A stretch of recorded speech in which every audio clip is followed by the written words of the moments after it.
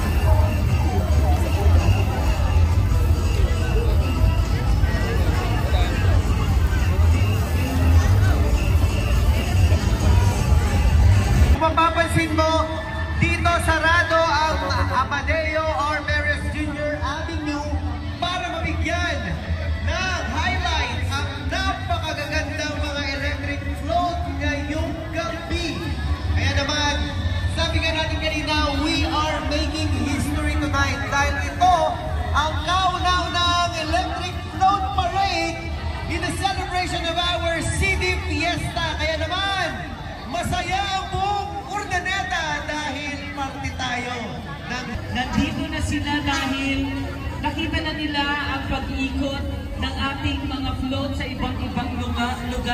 Ngayon naman, tayo naman ay naghahanda dito sa harap ng ating Old City Hall para abangan ang mga floats. Hindi lang 5, hindi lang 7, kundi 9 na float ang magpapakitang kilat ngayong gabi. Tama ka dyan, Dong Ryan. Kaya naman muli, binabati na ng lahat ng ating online viewers via our Julio Rami Paraino, the third page. Maraming salamat po sa pag-antabay, sa paghihintay, at for staying hanggang mamaya matatapos ang ating electric float competition. Dahil, Dong Ryan, diretso tayo saan? Urdaneta City. Kaya pagkatapos po nito, diretso lang po tayo sa Kultura for our retired veterans, balikbayan, educators, and senior citizens night. Tama ka dyan. Kaya naman, sabay-sabay po natin tunghayan ang ating electric floats. Maya-maya lang ng konti. Muli, maraming salamat po sa lahat po ng mga agency na katuwang natin para sa ating mga kababayan para makadaan ng maayos sa ating mga naglalakihang mga float for tonight, Doc Ryan. Jeffoy, sino ba or ano-ano bang float ang aabangan natin ngayong gabi? Bigyan naman natin sila ng konting Magandang gabi po at syempre ang ating Rosas ng Pangasinan at ng Quinta Distrito, Ma'am Rosa Baga. Isama din dyan ang ating Urdaneta City Councilors, Honorable Ma'am Ted Perez Nagian. At syempre mga katapsan natin lahat, Councilor Honorable Franklin Villanueva. Kasama din dyan ang ating paborito, At syempre ang kasama natin sa edad natin ito.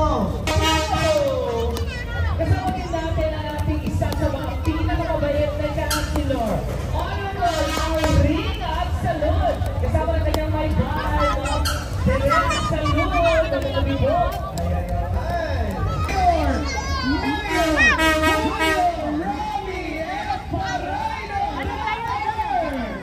Of course, ng kanyang may bahay. Kaya naman sa mga banda na nandito, relax lang din kayo. Alam nyo kung saan ang saan ang mga kasama ninyo para hindi tayo mawala ngayong gabi. Mula dito ang ating first float sa ADESA. Wow!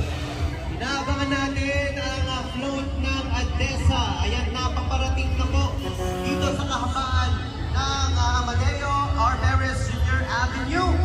Kaya naman sa lahat po ng mga nakaharang sa atin dito sa kahabaan ng ating United States po, bigyan daan ang ating float.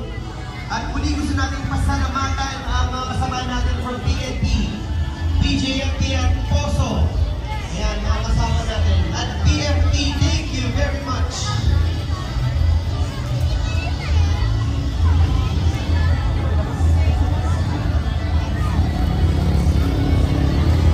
Float na darating dito sa ating lugar, we would like to thank the overall executive chairman, our mayor, Honorable Julio Rami Paraino III, our vice executive chairman, our vice mayor, Honorable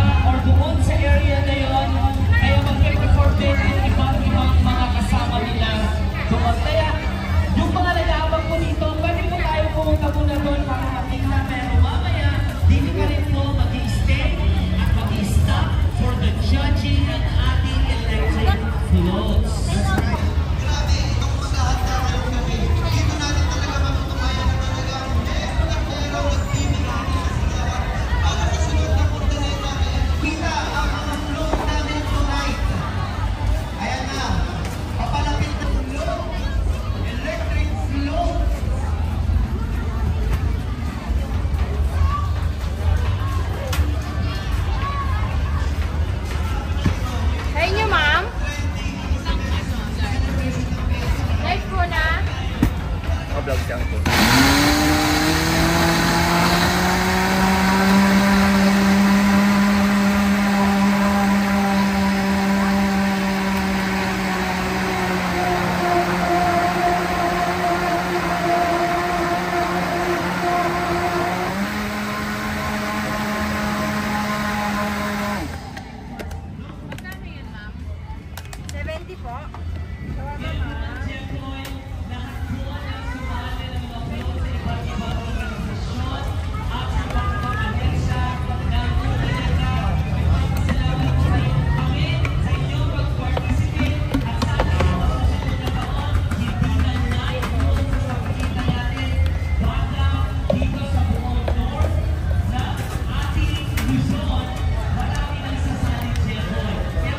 Take out po, sir.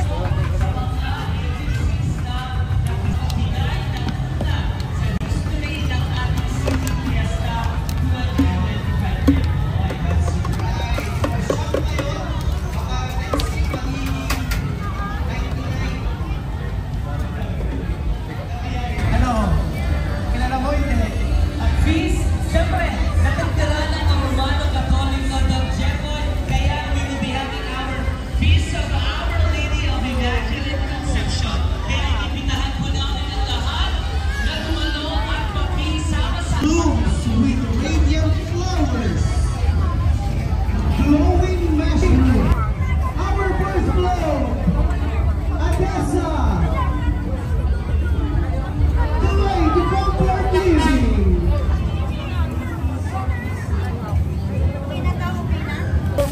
and varnish craft-line materials giving new life through craftsmanship and imagination. At the heart of the float stands an improvised replica of our